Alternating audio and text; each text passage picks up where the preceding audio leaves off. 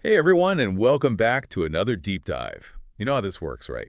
We grab a stack of super interesting sources and we break them down into some really insightful pieces, really helpful stuff, especially if you are a UPSC mains and prelims aspirant. That is right. We really want to help you get prepped for those exams. Absolutely. So today we are going to be tackling China's ambitions in the Indo-Pacific, which is always a hot button issue, I feel like, in the UPSC syllabus. Absolutely. It comes up all the time. And we're going to be going beyond just the headlines. We really want to explore this strategy, this idea called denial defense. Really interesting stuff. Yeah. And the source that we're pulling from today is an article in our Asian Times. So if you want to deep dive even further, check that out. But make sure you hit that like button and subscribe. Leave your comments below for any queries.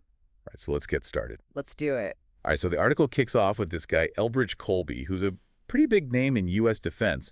And he's making this argument that the U.S. needs to kind of shift its focus from Russia and put China squarely in the spotlight. Yeah, it is a big switch, right? Huge switch. So why the big change? Well, I mean, what is fascinating here is that Colby sees China's growing influence in the Indo-Pacific as like the single biggest threat to U.S. interests. And he's not even just talking regionally, he's talking globally as well.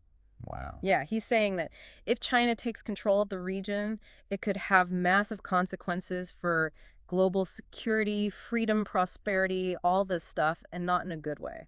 So we're not talking about some minor regional power play here. Yeah, no. This is We're talking about like the big leagues. a scenario where China's actions in the Indo-Pacific could like shake up the entire world order. Absolutely. That's what Colby is arguing. High stakes. Very high stakes. So how does he propose to like counter this, to prevent this upheaval? Yeah, so that's where this denial defense strategy comes into play. Colby is advocating for what he calls a forward defense approach, and it is specifically focused on the first island chain. First island chain? Yes, so think of it as kind of like a geographic barrier. It is a string of islands that stretch from Japan all the way down to Indonesia. A barrier to what exactly? Like, what is so important about this particular chain of islands?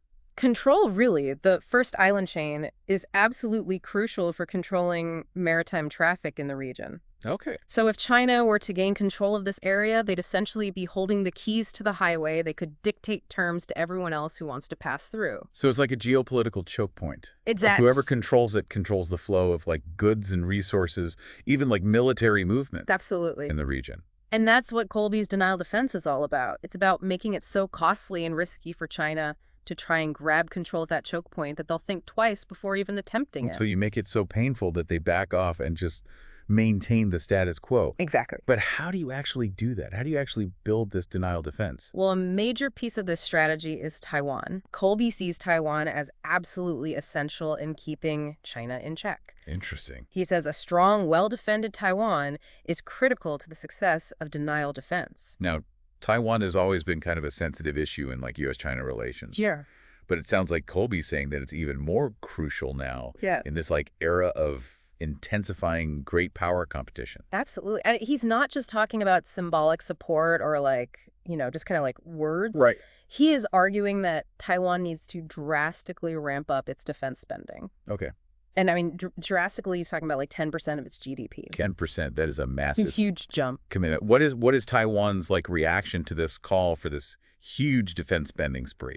So Taiwan's president has pledged to increase spending, but only to about 3% of GDP. And even that is facing pushback.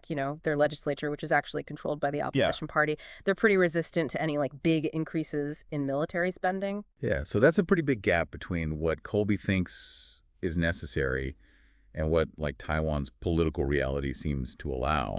Is that a major hurdle for this denial defense strategy? It definitely presents a challenge. I mean, Colby even points to South Korea, which invests very heavily in its defense as a sort of benchmark for what Taiwan should be aiming for. Okay. But, at the end of the day, alliances are about shared responsibility. The Right. U.S. can't shoulder this burden alone. Allies have to be willing and able to step up. So we have got this like big picture denial defense focusing on the first island chain, and Taiwan is a key piece of that puzzle. But how do you actually put this into action? Well, that's where the article gets really interesting. It highlights what it calls the Indonesian protocol as a potential model for how this could work in practice. Okay, color me in here. What is the Indonesian protocol all about? So it boils down to Indonesia taking a very tough stance on intrusions into their EEZ, that is, their exclusive economic zone. Basically, the Indonesian Navy has this policy of apprehending and even destroying any vessels caught fishing illegally in their waters. So they are sending a pretty strong message there. Absolutely. But what is the connection to denial defense? Well, the author of the article, Lieutenant Colonel Joel Enrea, he argues that this kind of decisive action, this willingness to enforce your maritime boundaries, is a key component of pushing back against Chinese aggression. Okay, so instead of just politely asking China to play by the rules, you make it crystal clear that there are real consequences for breaking them. Exactly. I got it. And Rea is suggesting that by using this Indonesian protocol as a model, the U.S. and its allies could replicate this approach in other areas to counter China's more assertive actions. Interesting, but China's not exactly known for backing down easily. No, they're not. So how do they fit into this whole picture? Well, the article describes China's strategy in the region as a cabbage strategy. Cabbage strategy. Yes, picture it as like layers of pressure, like the leaves of a cabbage gradually enveloping a target. I am starting to visualize a little bit. What are those layers made of? So at the outer layer, you have the most powerful element, which is the planon, that is the People's Liberation Army Navy. Okay. But just beneath that, you have the China Coast Guard, and then even more subtly, you have the People's Armed Forces Maritime Militia. These are essentially fishing vessels that are often used to harass and intimidate other nations. So it's like a multi-layered approach to kind of gradually assert presence and control and make it really difficult to push back without like risking a major confrontation. Precisely. And this cabbage strategy, it's aimed directly at gaining control of these crucial island chains that we talked about earlier, that first island chain that we discussed. That's a primary target for China. Right. Because controlling it gives them a huge advantage in achieving regional dominance. So on the one hand, we have the U.S. and its allies potentially implementing this denial defense. And on the other hand, you have got China kind of steadily expanding its influence with this cabbage strategy. Sounds like a recipe for tension, maybe in conflict. Well, that's the big question, isn't it? How do you deter a rising power like China without triggering a full-blown war? It is a delicate balance. A very delicate balance. So what is the proposed solution? Like, how do you walk that tightrope between deterrence and avoiding catastrophe? Well, the article emphasizes the importance of collaboration. Okay. You know, the U.S. can't go it alone. It needs to be working very closely with allies and partners in the region, particularly those located along that crucial first island chain. Strength in numbers, but what does this collaboration actually look like on the ground?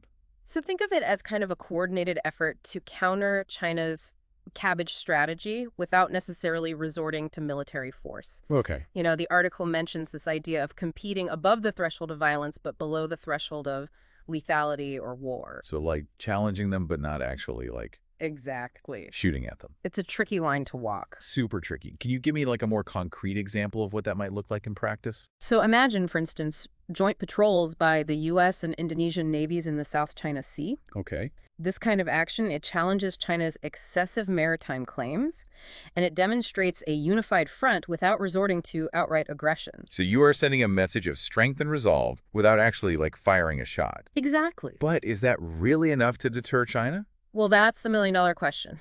You know, the article suggests that if the U.S. and its allies can present a truly united front and show their commitment to enforcing international norms, it might convince China that the costs of aggression outweigh any potential benefits. So we've laid out this concept of denial defense, and it's a pretty fascinating strategy. But as we have discussed, it is also fraught with challenges. Implementing it effectively is going to require a very careful balancing act, you know, close coordination with allies standing up to China's actions without sparking a major conflict. There is a lot to unpack here. A lot to unpack. And I think for our listeners, especially those preparing for the UPSC exams, it is really important for them to grapple with these complexities. This is what global affairs is made of. This is the stuff that is going to be on your exam. Absolutely. So we have covered a lot of ground here in part one of our deep dive into denial defense. We have explored the strategic thinking behind it, broken down the key elements, and even looked at like a potential real-world example with this Indonesian protocol, but we're not done yet. Welcome back to our deep dive into denial defense in part one. We kind of unpacked the basics. You know, we talked about the first island chain, the Indonesian protocol, even China's cabbage strategy. But, you know, as we all know, there are always two sides to every coin. Exactly. We kind of dove into the potential strengths of this strategy, but now it is time to flip things over and look at the potential downsides. No strategy is foolproof.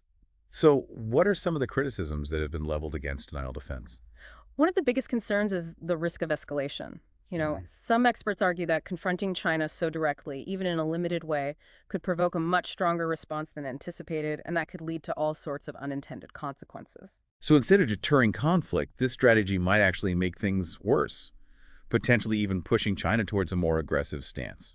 That is the fear. Critics argue that the line between assertive deterrence and outright provocation can be very blurry, and any miscalculations on either side could have, disastrous consequences. Yeah, I see. It is like walking a tightrope. You need to be assertive enough to show that you are serious, but not so aggressive that you cause the whole thing to come crashing down. Precisely. And that is why clear communication and carefully calibrated actions are absolutely essential. Yeah. You need to send a very clear message to China about your red lines without inadvertently triggering a spiral of escalation. That sounds incredibly difficult to pull off in the real world. Are there other, weaknesses to consider? Another criticism focuses on the reliance on allies. As we discussed, the denial defense strategy hinges on the U.S. working very closely with its partners in the region. But what if those allies are not fully on board? Right. Yeah. What if their own interests and priorities do not perfectly align with those of the U.S.? That is a great point. History is full of examples where alliances have been tested, where countries disagree on how to deal with a shared threat. Exactly. And when it comes to China, things get even more complicated because many countries in the Indo-Pacific have very deep economic ties with China, and they might be reluctant to take any actions that could jeopardize those relationships. So you could have a situation where the U.S. is pushing for a tough stance on China, but its allies are hesitant to go all in for fear of economic repercussions. It is a definite possibility, and this brings us to another potential weakness of the denial defense strategy, the economic dimension. Okay, let us talk economics. Yeah. How does that factor into all of this? Well, China has become an economic powerhouse, and its influence extends far beyond its borders. Many countries depend on China for trade investment access to their massive market. So it's not just about military might. No. It is about economic leverage as well. Exactly. And some experts argue that the denial defense strategy as it stands does not adequately address this economic dimension. They say the U.S. needs to offer a more compelling economic alternative to China's Belt and Road Initiative, which has been very effective at expanding China's influence globally. So it is not enough to just build up military capabilities and forge alliances. Right. You need a positive economic vision, something that can compete with China's model and give countries a viable alternative. That is the argument, and it speaks to the importance of what is often called soft power, the ability to influence others through attraction and persuasion rather than coercion. So the denial defense strategy, while potentially effective from a purely military standpoint, might need to be paired with a much more robust economic and diplomatic strategy to truly counter China's much more comprehensive approach. That is a key takeaway here. This is not just a military competition. It is a multifaceted contest for influence involving economics, diplomacy, technology, even ideology. It is complex. It is a lot to unpack, that is for sure.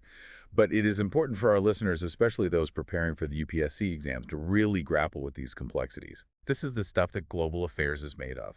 Even though the denial defense strategy has its critics and potential weaknesses, it is still a valuable framework for understanding the challenges of countering China's ambitions in the Indo-Pacific. It pushes us to think strategically, to weigh the potential risks and rewards of different approaches, and to recognize that working with allies is absolutely crucial for achieving shared goals. But we are not finished with this deep dive yet. There is one more layer. We need to peel back the potential implications of this strategy for the region, and beyond that is where we will pick up in part 3. Right. We have explored the strengths and weaknesses. But what about the consequences? What might actually happen if this strategy is put into action? Stay tuned, because that is where we are headed next. All right, welcome back to the deep dive. So we spent the last 2 parts really dissecting this denial defense strategy. We explored its potential strengths. We talked about some weaknesses, but now it's time to kind of look ahead, right? If we connect this to the bigger picture. Yeah, exactly. Where are we going with all this? What are the potential consequences of this strategy, in the long term? If the U.S. and its allies actually implement this denial defense, how might it reshape the Indo-Pacific region and maybe even kind of ripple out to the global order? Yeah, these are some big questions. Big questions. So let's put on our forecasting hats here and try to play out some scenarios, right? What are the potential outcomes? And let's think about both the positive and the negative, the good and the bad. Sure. So On the positive side, if denial defense is successful, it could actually deter Chinese aggression and maintain stability in the Indo-Pacific and, preserve that rules-based international order that we've all come to, you know, rely on. So that's the best case scenario. You create a more predictable, secure environment for countries in the region, and they can focus on their own development and cooperation without that constant fear of conflict. Exactly. And it's not just about regional stability either. By standing up to China's assertive actions, the U.S. and its allies will be sending a powerful message that international law matters, that might makes right isn't the acceptable norm. That's a huge deal, especially at a time when a lot of people are really worried about the erosion of that rules-based order that we've talked about. But let's play devil's advocate here for a second. What could go wrong? What are the potential downsides that we really need to consider? That's a great question. And this raises the issue of unintended consequences. That's a big one. One of the biggest risks with any kind of deterrent strategy is miscalculation and escalation, right? So if China sees denial defense as a direct threat to their core interests, they could react in ways that actually increase the risk of conflict. So even though the goal is to prevent a war, the very actions taken to implement this strategy could actually make a war more likely. It's a possibility, and that's the dilemma, right? You have to be credible, you have to show resolve, but you also have to be extremely careful not to provoke an overreaction. It really is a tightrope walk. No easy answers. There are other potential implications that we haven't considered yet, maybe beyond these immediate security concerns. Yeah, I think thinking long term, even if the denial defense strategy succeeds in deterring conflict in the short term, it could actually accelerate the trend toward a more fragmented global order. A more fragmented world. Like, what do you mean by that? Well, we are already seeing this shift away from, that post-Cold War era of U.S.-led globalization, and it's moving more towards a multipolar world with, different centers of power and competing visions for the future. So instead of one dominant superpower, like we saw, for a while after the Cold War, right, we might be headed towards a world with multiple power centers, the U.S., China, the EU, India, others, all kind of vying for influence and shaping their own spheres of influence. Exactly. And the denial defense strategy, by drawing a clearer line in the sand between the U.S. and China, could end up reinforcing this trend toward fragmentation. The world could become more divided, more fractured along those lines, with less cooperation and maybe even more potential for conflict down the road. It's a real possibility. And it is something that, policymakers, analysts, even UPSC aspirants, really need to consider as we try to navigate this increasingly complex world. Definitely a lot to think about, that's for sure. But, I think this deep dive into denial defense has given our listeners a much more nuanced understanding of the challenges ahead. We have gone beyond the headlines. I think we've examined not just the strategic rationale and, the mechanics of this approach, but also the potential benefits, the risks, and the broader global context. Absolutely. And, we have touched on some of the key points for our Asian Times article, but we definitely encourage you to read it in full for even more detail and analysis. And as always, we want to hear from you. What are your thoughts on denial defense? Is it a viable strategy? What are the potential pitfalls? Share your insights, your questions, everything, put it all down in the comments below. Keep the conversation going. Make sure you hit that like button, subscribe for more deep dives into the topics that really matter, and do not be shy about leaving those comments till next time. Keep learning, keep exploring, and keep diving deep.